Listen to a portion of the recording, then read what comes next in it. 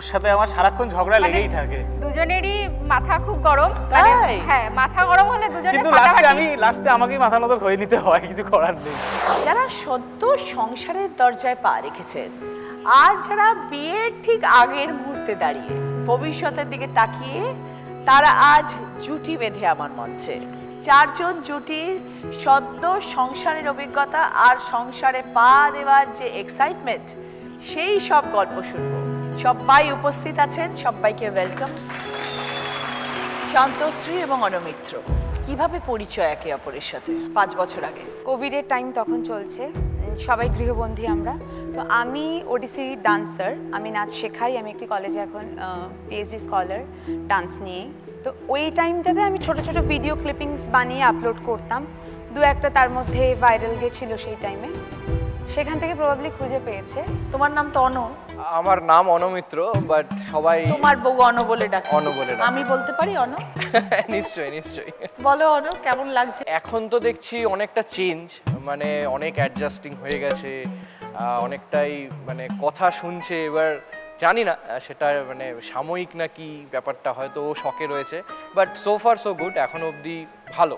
ও যা ছিল স্টার্টিং এর দিকে আর এখন, মানে মানুষ প্রেমে পড়লে বোধহয় সত্যিই সবকিছু করতে পারে, অ্যান্ড ও সেটা করছে। কিন্তু ও একটু চুপচাপ, ও কি সবসময় এরকম? না, ও ভীষণ ফক্কর, ভীষণ। আমার বাবা তো বলে ফক্কর জামাই পেয়েছি।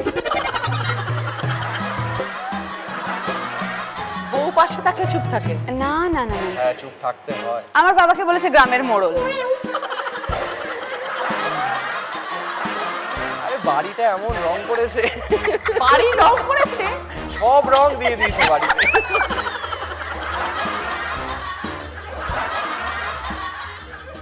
কি করো তুমি অনমিত্র? আমি আইটি সেক্টরে রয়েছে, এলএনটিতে চাকরি করি। সংসারী কতটা তোমার বউ? ঘরটার গুছিয়ে টুছিয়ে রাখতে জানে? আরে বাবা, ওর এটা একটা সুন্দর এক্সপ্লেনেশন রয়েছে, তো সেটা হচ্ছে শিল্পী মানুষরা একটু অগোছালো হয়।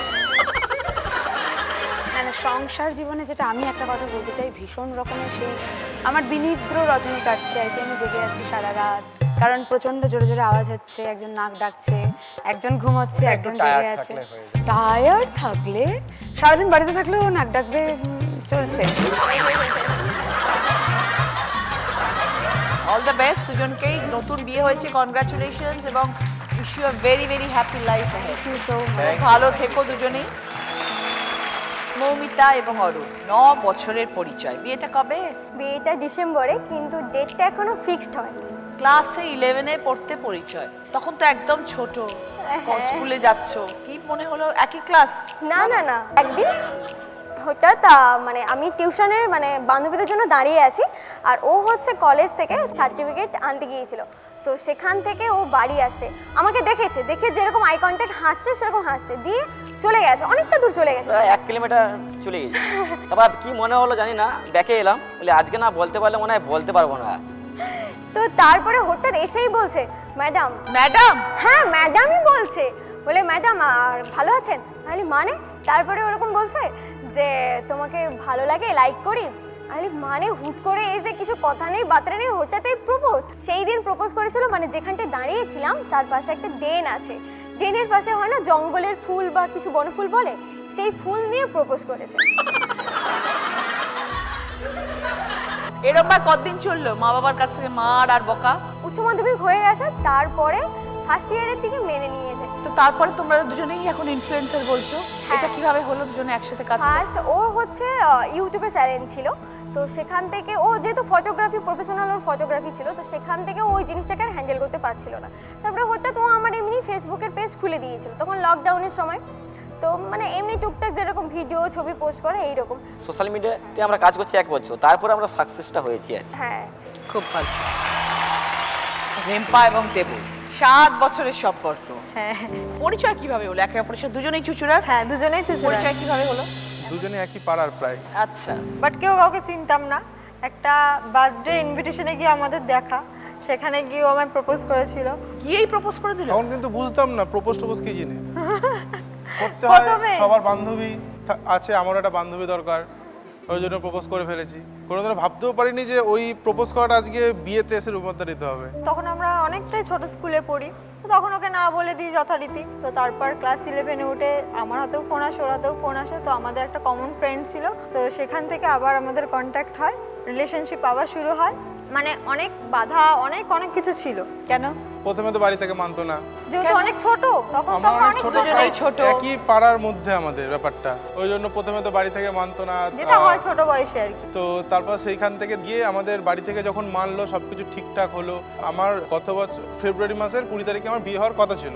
ফেব্রুয়ারি মাসের 2 তারিখে আমার একটা খুব বড় অ্যাক্সিডেন্ট হয়। রাত্রিবেলা ওর বাড়ি ফেরার সময় একটা কুকুরকে বাঁচাতে গিয়ে ওর ভয়াবহ অ্যাক্সিডেন্ট হয়। মানে তখন আমাদের বিয়ের 18 দিন আর বাকি। কার্ড ছাপানো থেকে শুরু করে আমাদের বাড়ির সবাইকে নিমন্ত্রণ, মানে যারা নিমন্ত্রিত ছিল সবাইকে আমন্ত্রণ করা হয়ে গেছিল, সব মানে ফিক্সড আর কি। সেখান থেকে দাঁড়িয়ে ওর মানে 18 দিন আগে মানে ভয়াবহ, মানে খুব বাজে একটা অ্যাক্সিডেন্ট হয়। হসপিটাল তো আমাকে অ্যাকসেপ্টই করতে চায়নি, আমার কন্ডিশন এতটাই খারাপ ছিল।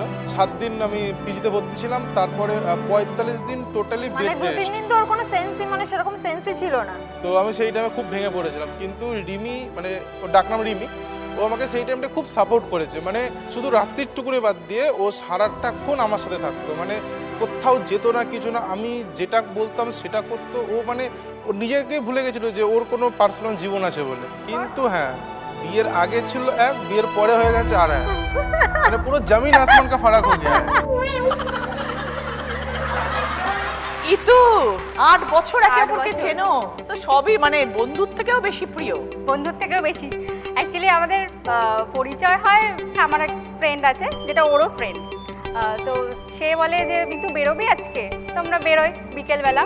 বেরিয়ে দেখি যে ওর সাথে ও রয়েছে। ব্যাপারটা ওরা বলছে ও আমার ছোটবেলার ফ্রেন্ড। তো সেখান থেকে পরিচয় হয়। ওর নাম্বারটা শেয়ার করে, মানে আমি ওকে পছন্দ করতাম না, ওই ফ্রেন্ড ওর ওকে তাও পছন্দ করতো না। ওই তার যে পেছনে- গুন্ডা। আমি ট্রেডিশনাল ড্রেস খুব কম পরি, মানে আমার ঠিক পছন্দ না, পরে কমফোর্ট ছেঁড়া ফিল জামা করি কাপড় পরতে না। ভালোবাসে। খুব ভালোবাসে, খুব। ছেঁড়া জামা, ছেঁড়া প্যান্ট, চুল বড় বড়, মানে চুলটা বড় ছিল। প্রপোজটা অ্যাকসেপ্ট করার পিছনে একটা বিশাল বড় কারণ আছে। আচ্ছা। মানে 2018 কালী পুজোর দিন রাত্রেবেলা আমার হঠাৎ ওর সাথে কথাবার্তা হওয়ার পর ও বলছে যে তুই যদি আমার কাছে এখন এসে দেখা করিস তাহলে আমি তোর সাথে রিলেশনে যাব। মানে একটা অপশন দিয়ে দিল। তখন রাত রাত 2 2টো বাজে। ওই রাত 2টোর সময় ওর বাড়ির সামনে গেছি, পুরো ওর দোতলায় উঠেছি। জলের পাইপে আমার বন্ধুরা সব নিচে পাহারা দিচ্ছে, কেউ আসছে কিনা বা কেউ যাতায়াত করছে কিনা। ভগবান।